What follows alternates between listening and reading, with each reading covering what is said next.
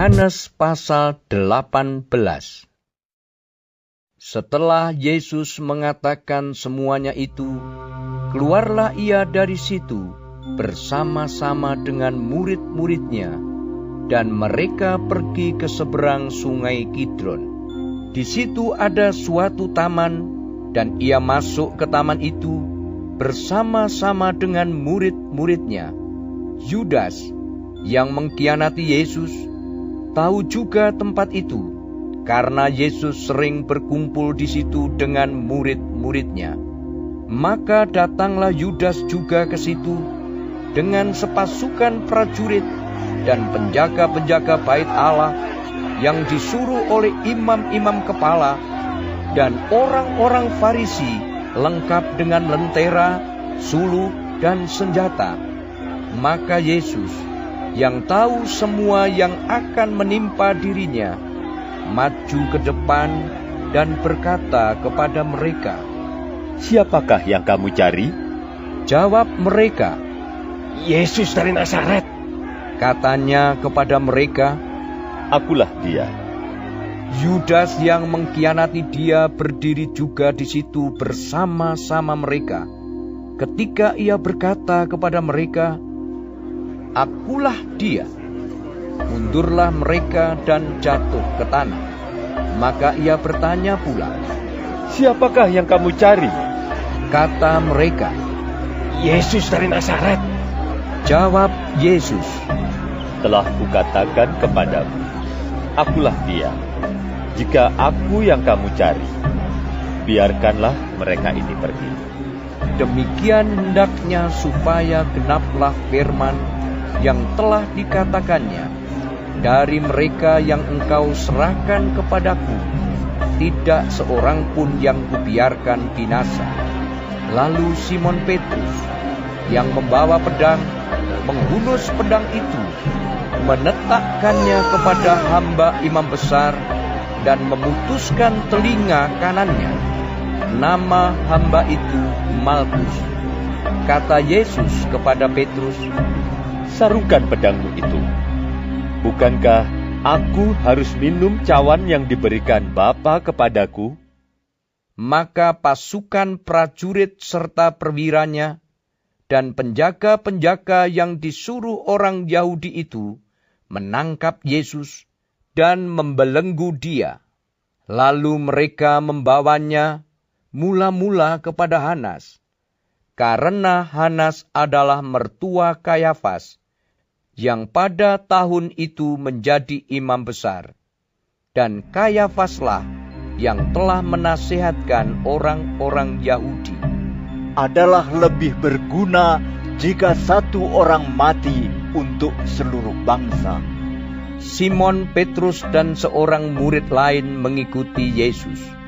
Murid itu mengenal imam besar, dan ia masuk bersama-sama dengan Yesus ke halaman istana imam besar. Tetapi Petrus tinggal di luar dekat pintu. Maka murid lain tadi yang mengenal imam besar kembali keluar, bercakap-cakap dengan perempuan penjaga pintu, lalu membawa Petrus masuk. Maka kata hamba perempuan penjaga pintu kepada Petrus, "Bukankah engkau juga murid orang itu?" Jawab Petrus, Bukan? Sementara itu, hamba-hamba dan penjaga-penjaga bait Allah telah memasang api arang, sebab hawa dingin waktu itu. Dan mereka berdiri berdiam di situ. Juga Petrus berdiri berdiam bersama-sama dengan mereka. Maka mulailah imam besar menanyai Yesus tentang murid-muridnya dan tentang ajarannya. Jawab Yesus kepadanya, "Aku berbicara terus terang kepada dunia. Aku selalu mengajar di rumah-rumah ibadat dan di bait Allah, tempat semua orang Yahudi berkumpul. Aku tidak pernah berbicara sembunyi-sembunyi. Mengapakah engkau menanyai aku? Tanyailah mereka yang telah mendengar apa yang kukatakan kepada mereka. Sungguh, mereka tahu apa yang telah kukatakan." Ketika ia mengatakan hal itu, seorang penjaga yang berdiri di situ menampar mukanya sambil berkata, "Begitukah jawabmu kepada imam besar?" Jawab Yesus kepadanya, "Jikalau kataku itu salah, tunjukkanlah salahnya. Tetapi jikalau kataku itu benar, mengapakah engkau menampar aku?" Maka Hanas mengirim dia terbelenggu kepada Kayafas, imam besar itu. Simon Petrus masih berdiri berdiam. Kata orang-orang di situ kepadanya, "Bukankah engkau juga seorang muridnya?" Ia menyangkalnya, katanya, Bukan. kata seorang hamba imam besar, seorang keluarga dari hamba yang telinganya dipotong Petrus. "Bukankah engkau kulihat di taman itu bersama-sama dengan dia?" Maka Petrus menyangkalnya pula, dan ketika itu berkokoklah ayam. Maka mereka membawa Yesus dari Kayafas ke gedung pengadilan. Ketika itu hari masih pagi. Mereka sendiri tidak masuk ke gedung pengadilan itu, supaya jangan menajiskan diri, sebab mereka hendak makan Paskah.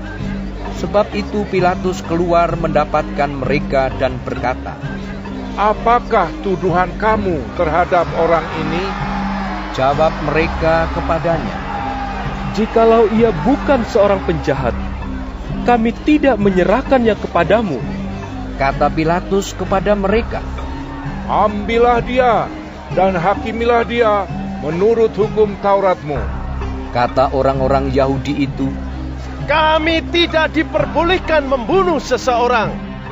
demikian hendaknya supaya genaplah firman Yesus yang dikatakannya untuk menyatakan bagaimana caranya ia akan mati. Maka kembalilah Pilatus ke dalam gedung pengadilan, lalu memanggil Yesus dan bertanya kepadanya, "Engkau inikah raja orang Yahudi?" Jawab Yesus, Apakah engkau katakan hal itu dari hatimu sendiri? Atau adakah orang lain yang mengatakannya kepadamu tentang aku?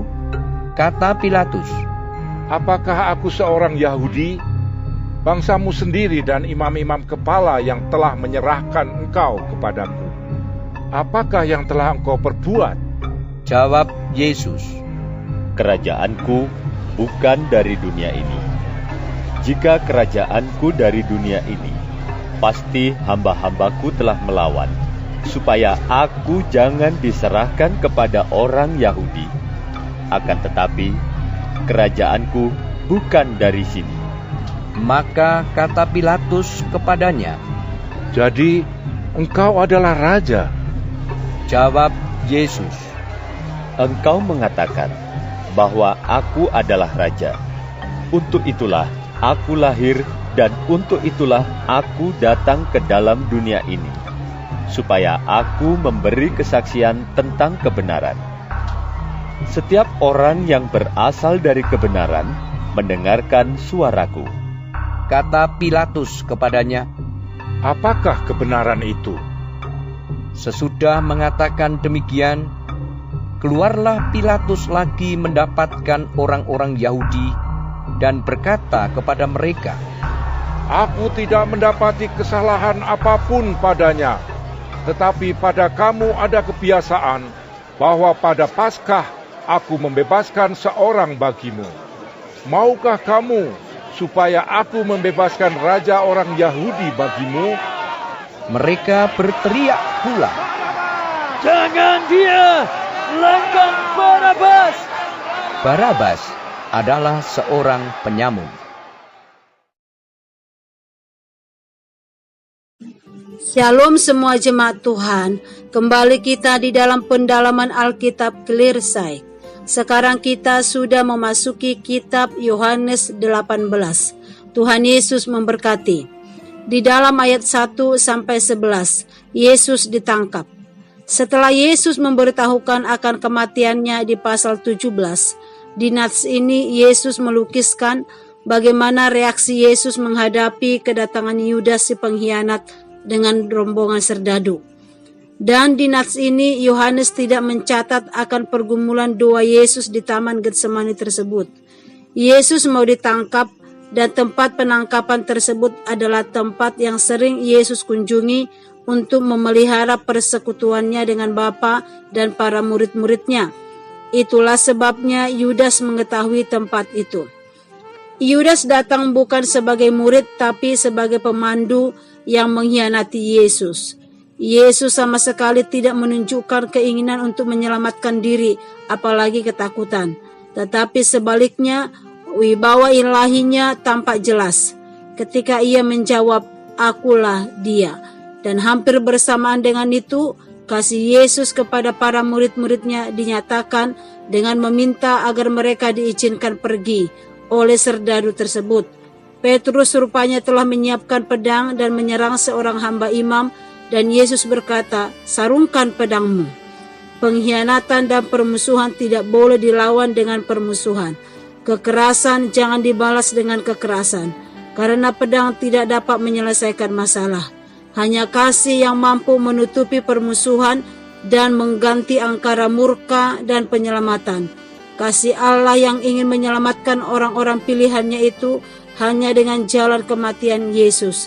Seluruh permasalahan dosa harus diselesaikan dari akarnya, dan hanya dengan menyerahkan diri taat kepada Allah lah semua pemberontakan manusia dapat dihancurkan kuasanya.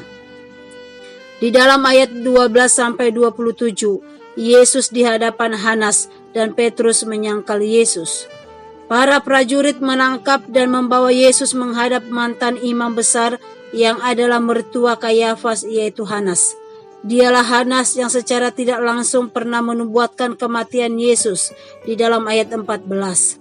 Hanas menanyai Yesus tentang murid-muridnya dan ajarannya. Menyangkut ajarannya, Yesus mengatakan bahwa ajarannya secara terbuka telah disampaikan di hadapan publik. Hanas bisa saja menanyai para pendengarnya mengenai kebenaran ajarannya itu.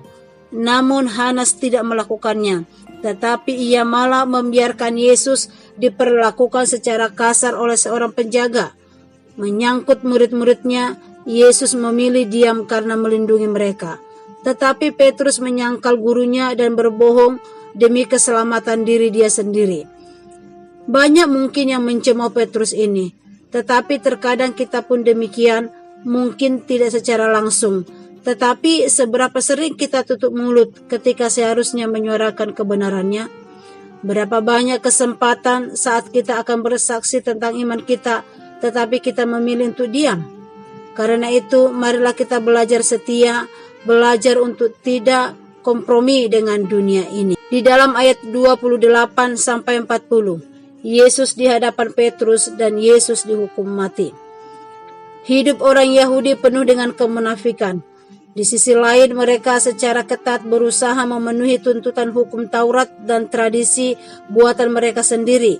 Tetapi di sisi lain, mereka ingin membunuh Yesus melalui tangan Pilatus, karena pada waktu itu pemerintahan Romawi melarang mereka menghukum mati seseorang. Tetapi tanggapan Pilatus menolak menyatakan komitmennya untuk menegakkan kebenaran. Justru ia memilih untuk kompromi dan menyebabkan ia menyerahkan Yesus untuk disalib. Saat kita menolak untuk mengakui Kristus sebagai Tuhan dan Raja kita, kita sama seperti Pilatus yang terhakimi oleh kebenaran sejati. Setiap orang yang mengakui aku di depan manusia, aku juga akan mengakuinya di depan Bapa-Ku yang di surga. Tuhan tolong kita untuk tetap setia kepada Tuhan Yesus. Amin. Tuhan Yesus memberkati.